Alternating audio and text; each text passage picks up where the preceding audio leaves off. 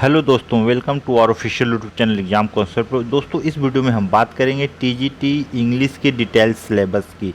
जो नवोदय विद्यालय का सिलेबस है, नवोदय विद्यालय की जो 2022 में रिक्रूटमेंट की जा रही है, उसके लेटेस्ट इंग्लिश टीजीटी के सिलेबस की, वो भी डिटेल सिलेबस देखेंगे। दोस्तों, यहाँ पे एक बात मैं बता देना चाहता हूँ कि इसका जो इंग्लिश सब्जेक्ट का सिलेबस है, जो 80 क्वेश्चन आएंगे सब्जेक्ट वाइज, उसके मेन सब्जेक्ट का सिलेबस है और सिलेबस पूरा डिटेल्स है कि किस किस पोर्शन से कितने पार्ट्स में कितने कितने क्वेश्चन आने वाले हैं। तो वीडियो तक अंत तक बन रहे, पूरा टीजीटी का सिलेबस आज आपको समझ में आ जाएगा।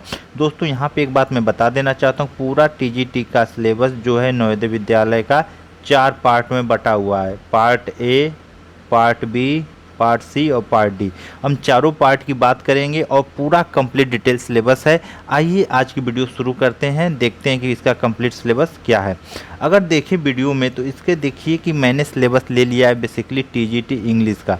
यह टीजीटी इंग्लिश का एकदम डिटेल सिलेबस है, हूबहू ऐसे ही क्वेश्चन एग्जाम में आने हैं। आइए पूरे सेक्शन, चारों सेक्शन के देखते हैं कि चारों सेक्शन में कहाँ से क्वेश्चन बनने वाले। पहला सेक्शन ए है रीडिंग कॉम्प्रिहेंशन का। यह है, इसमें आपको पैसेज सिंपली से दिए जाएंगे। और क्यों दिए जाएंगे? Ability to comprehend, analyse and interrupt unseen text, यानी पैसेज जो रहेगा वह अनसीन टेक्स्ट रहेगा, उसको पढ़ के आपको एनालाइज करना रहेगा, आपके थियोलॉजिकल नॉलेज देखनी जाएगी, आपकी मेंटल एबिलिटी को चेक करना चाहेंगे। अब कितने पैसेज रहेंगे? 3 या 4 अनसीन टेक्स्ट हो सकते हैं लेंथ के अकॉर्डिंग। यानी कहीं ना कहीं एक चीज़ है कि आपको अनसीन पैसेज की तैयारी करना है। सेक्शन ए में रीडिंग कॉम्प्रिहेंशन में आएंगे 3 से 4 आपको देखने को मिलेंगे। यानी पार्ट ए में आपको, सेक्शन ए में 3 से 4 रीडिंग कॉम्प्रिहेंशन मिलेंगे। अब देखिए पार्ट बी की देखें तो उसमें राइटिंग स्किल है। राइटिंग स्किल में से specially letter writing, passage, post card writing, report, ये सब पूछते हैं। लेकिन इसमें एग्जाम में 1 से 2 क्वेश्चन ही पूछे जाते हैं, क्योंकि पिछले साल हम लोगों ने जो नोट्स प्रोवाइड कराई थी टीजीटी इंग्लिश की, एनबीएस टीजीटी इंग्लिश की जो हम लोगों ने नोट्स प्रोवाइड की थी, वो वहीं से क्वेश्चन पूछे थे। और राइटिंग एबिलिटी का जो सेक्शन है, यहाँ से मुश्किल से 1 या 2 क्वेश्चन आए हुए थे, इसलिए इसको हम लोगों ने टारगेट नहीं किया था, जिससे काफ़ी बच्चों को फ़ायदा हुआ। और इंग्लिश और टीजीटी की आप लोग अगर तैयारी कर रहे हैं तो हम लोगों के चैनल से जुड़ें। यहाँ पे आपको पूरी वीडियोज क्योंकि हम मिल जाएगी, पिछली जो वैकेंसीज है उसको लेकर हम लोगों ने बनाए थे, और इसके कंप्लीट स्टडी मटेरियल और क्लास नोट्स भी हम लोग देते हैं, स्पेशली टीजीटी इंग्लिश की और पीजीटी इंग्लिश की और एनबीएस की ही केवल हमारे पास स्टडी मटेरियल उपलब्ध है। तो आप लोग इसके लिए हमसे कॉन्टैक्ट कर सकते हैं। कॉन्टैक्ट आपको वीडियो के डिस्क्रिप्शन में मिल जाएगा, कैसे कॉन्टैक्ट करना है। व्हाट्सएप पर मैसेज कर सकते हैं सिंपली, वहाँ से आपको इसकी नोट्स मिल जाएगी। और नोट्स लेने के लिए आप सीधे अपना नाम लिख के, स्टेट का नाम 7007354360 पे अगर आप भेज देंगे तो आपको वहाँ पे पूरी पीडीएफ नोट्स की डिटेल मिल जाएगी कि कैसे होगी। और लास्ट ईयर जितने भी क्वेश्चन आए थे हमारे नोट्स से फंसे थे, नो डाउट, एक बार आप देखिए ज़रूर। अब देखिए, अगर राइटिंग एबिलिटी की बात करें तो जैसा मैंने बता दिया कि नोटिस राइटिंग आएंगी, पोस्ट कार्ड आएगी, मैसेज कैसे लिखा जाता है उसको आएंगे, और फिक्ट ऑफ पॉइंट आपको देखेंगे।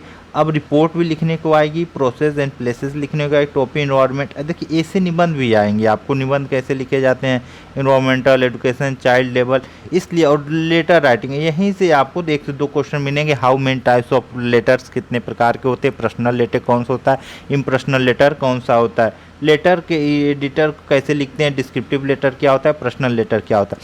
बेसिकली राइटिंग एबिलिटी में वो आपको यह राइटिंग स्किल आपका एग्जामिनर चेक करना चाहता है कि आप ये रिपोर्ट, लेटर, पोस्ट कार्ड लिख पाते हैं कि नहीं, क्योंकि नवोदय विद्यालय में राइटिंग स्किल पर काफ़ी जोर दिया जाता है।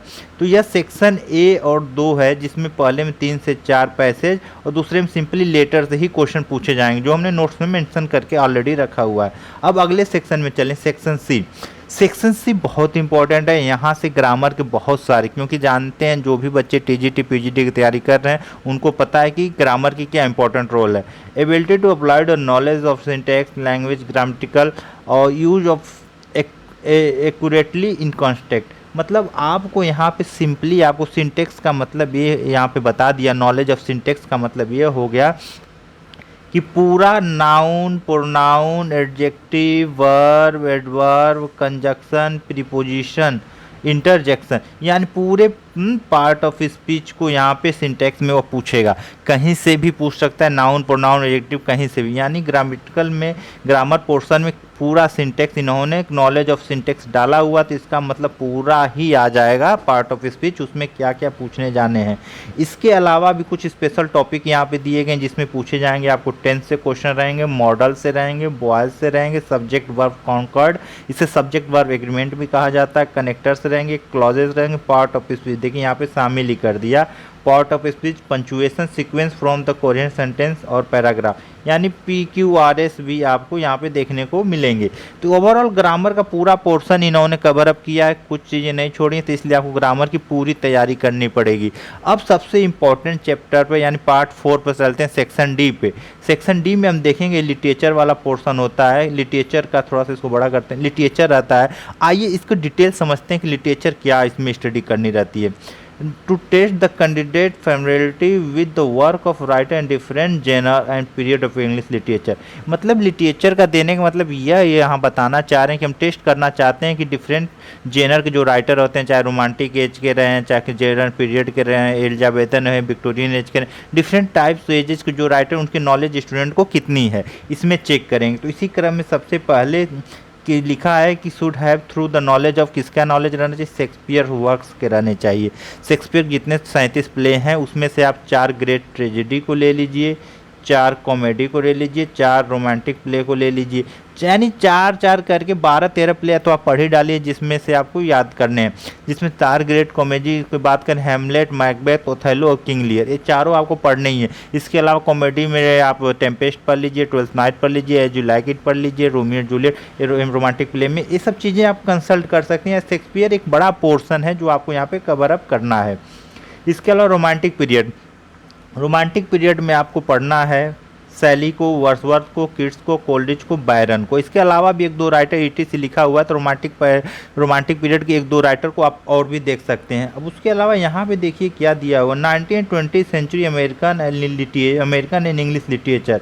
देखिए बेसिकली यहाँ पे बता रहा है कि 90 और 20 सेंचुरी यानी विक्टोरियन एज का जो पीरियड रहता है और 18th सेंचुरी 19th सेंचुरी में, उसमें आपके अमेरिकन लिटरेचर में और इंग्लिश लिटरेचर के कुछ राइटर को आपको यहाँ पे पढ़ने, जिसमें रॉबर्ट फ्रॉस्ट है, Ernest Hemingway, Ted Hughes, Walt Whitman है, नेथानिया हॉथॉर्न है, मिली डिक्सन है, बर्नार्ड शॉ है। इसके अलावा ETC दिया है। तो ETC का मतलब यह हुआ कि इसी एज के और भी जो इंपॉर्टेंट या प्रोमिनेंट राइटर रहते हैं जिसके उस एज पर छाप रहती है उसको आप लोग देखेंगे, क्योंकि इसका सिलेबस लिखने का मतलब वहाँ क्वेश्चन बन सकते हैं। मॉडर्न इंडियन राइटिंग में देखते हैं क्या क्या पढ़ना है आपको। अनीता देसाई पढ़ना है, विक्रम सेठ पढ़ना है, निज़िम मिस्किल पढ़ना है, KN दारूवाला पढ़ना है, रस्किन बॉन्ड पढ़ना है, RK नारायण, मुल्कराज आनंद और खुशवंत सिंह, यानी इतने राइटर आपको पढ़ के जाने, यानी पूरा का पूरा इंडियन लिटरेचर भी इन्होंने कवर अप कर रहा है। जितने भी मॉडर्न राइटर इंडियन राइटर हैं इन्होंने किसी को नहीं छोड़ा, चाहे रस्किन बॉन्ड की बात कर लें, खुशवंत सिंह की बात कर लें, ट्रेन टू पाकिस्तान की, वो भी चीज़ें यहाँ पे दी गई हैं। और मुल्कराज नारायण, RK नारायण को आप पहले से ही वाकिफ़ हैं। इसके अलावा भी एक पोर्शन दिया गया modern writing and English different part of the world. तो एक ध्यान दीजिएगा, different part of the world का मतलब हो गया ऑस्ट्रेलियन लिटरेचर, एशियन लिटरेचर। तो लेकिन यहाँ से क्वेश्चन बहुत कम ही देखने को मिलता है, बेसिकली ऊपर के दिए हुए ही, या अफ्रीकन लिटरेचर। अब अफ्रीकन लिटरेचर यानी अफ्रीकन से मिल सकता है, चिनुआ अचेबे वगैरह आपको आ सकते हैं, तो ज़्यादा परेशानी की बात नहीं है। ये पूरा ओवरऑल सिलेबस है और इस सिलेबस को हम लोगों ने अपने नोट्स में कवर अप किया है, जिसमें आपको सारी चीज़ें शेक्सपियर डिटेल में है, ये भी चीज़ें हैं 19th सेंचुरी के सारे राइटर हमने कवर किया है, और मॉडर्न राइटर के, इंग्लिश राइटर के सारे राइटर हमने अपने नोट्स में कवर अप की गई है। और different part of the world के जो भी राइटर हैं, जिसमें चिनुआ अचेबे हो गए, इस तरह हुए, क्वानजोंग हो गए, तो इसको लेके हम लोगों ने कवर अप किया हुआ। अगर आप लोग नोट्स के थ्रू जाना चाहते हैं हमारे, तो आप लोग हमें डिस्क्रिप्शन में लिंक है, व्हाट्सएप करके अपनी नोट्स ले सकते हैं। वहाँ PDF फॉर्मेट में आप लोग को सारी नोट्स या हार्ड कॉपी लेना चाहें तो वो भी प्रोवाइड करा दी जाएगी। तो ये ओवरऑल वीडियो रहा, कंप्लीट सिलेबस रहा, इंग्लिश TGT का सिलेबस है। इसके बाद जो हमारी नेक्स्ट वीडियो आएगी कंप्लीट सिलेबस ऑफ PGT को भी डिस्कस करेंगे। ऑलमोस्ट TGT PGT सेम है, लेकिन मैं उसको लेके एक अलग वीडियो बना के डाल दूंगा। और अगर इसके अलावा भी आपकी कोई क्वेरीज हो तो आप हमें डिस्क्रिप्शन बॉक्स में लिख सकते हैं या मैसेज कर सकते हैं कमेंट में, वहाँ पे आपको रिप्लाई मिल जाएगा। ओके, थैंक यू, मिलते हैं नेक्स्ट वीडियो में।